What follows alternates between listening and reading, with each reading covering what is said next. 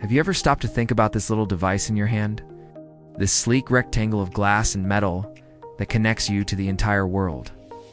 It's so ingrained in our daily lives, it feels like it's been around forever. But the journey of the smartphone is a fascinating story of innovation, competition, and a relentless drive to put the future in our pockets. Let's rewind the clock and explore how this revolutionary gadget came to be. Most people think the smartphone story begins with Apple, but our journey starts much earlier. Way back in 1992, that's when IBM unveiled a prototype codenamed Angler. 2 years later, it hit the market as the Simon Personal Communicator. This thing was a beast. It was a brick-sized device that combined a cell phone with a PDA. It had a monochrome touchscreen, and you could make calls, send emails, manage your calendar, and even sketch notes. It was truly ahead of its time, but its high price and 1 hour battery life meant it wasn't a commercial hit. Still, the Simon planted the seed. It showed the world what was possible. Throughout the late 90s and early 2000s, other companies started to experiment. Remember Palm Pilots and Blackberries? They were the kings of the business world. Palm's PDAs were fantastic for organizing your life, and BlackBerry devices, with their physical keyboards and iconic scroll wheel, made push email a must-have feature for professionals. They were affectionately called crackberries because users were so addicted to them.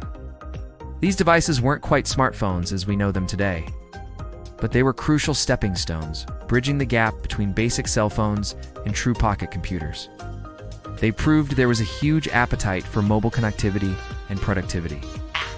Then everything changed. The year is 2007. Steve Jobs walks onto a stage and introduces a device that would redefine the entire industry. The first iPhone, it wasn't the first phone with a touchscreen, nor the first with internet access. But what Apple did was package everything together in an incredibly intuitive and beautiful way. The multi-touch interface was pure magic.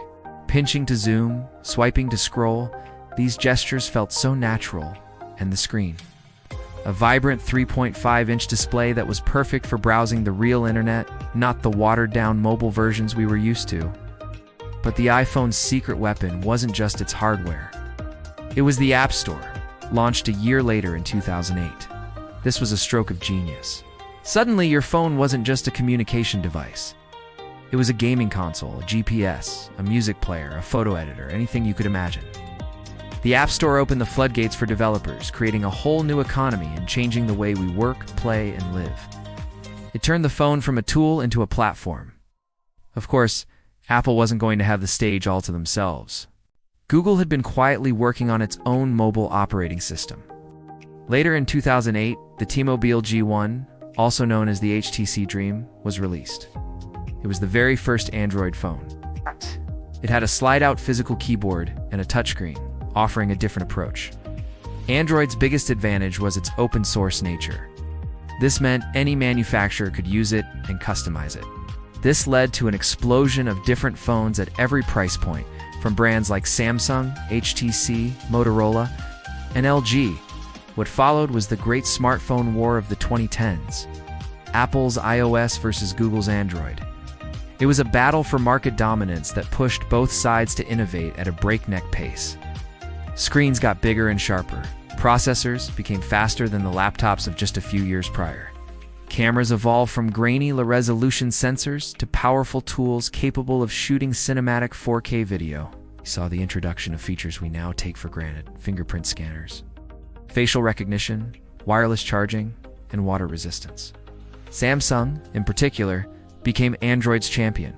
The Galaxy S series went head-to-head with the iPhone every year, pushing the boundaries with vibrant AMOLED displays and advanced camera technology. Other players like Huawei introduced incredible camera innovations, and companies like OnePlus offered flagship-level specs at a more affordable price. This fierce competition was fantastic for us, the consumers. It meant better phones, more choices, and lower prices every single year. As the hardware matured, the focus shifted. It wasn't just about specs anymore. It was about the ecosystem. Apple's seamless integration between the iPhone, Mac, and Apple Watch created a powerful, walled garden. Google leveraged its dominance in search, maps, and cloud services to make Android incredibly smart and predictive. The smartphone became the central hub of our digital lives, connecting to our smart homes, our cars, and our wearable devices. Now, we're entering a new era. We're seeing the rise of foldable phones from companies like Samsung and Google, which challenge the very form factor of the smartphone.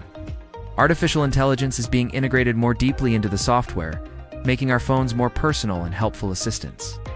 5G connectivity is unlocking new possibilities for streaming, gaming, and the Internet of Things. The camera systems are becoming so advanced they rival professional equipment. From the bulky Simon in 1994 to the foldable supercomputers in our pockets today, the journey of the smartphone has been nothing short of extraordinary. It's a story of visionaries who dared to dream, engineers who pushed the limits of technology, and a market that constantly demanded more. This device has fundamentally changed how we communicate, how we consume information, and how we experience the world around us. It's the most personal piece of technology we've ever created. What do you think the next chapter will look like? Let me know your predictions in the comments below. Thanks for watching, and if you enjoyed this trip down memory lane, do not forget to like this video and subscribe for more deep dives into the tech that shapes our world. See you in the next one.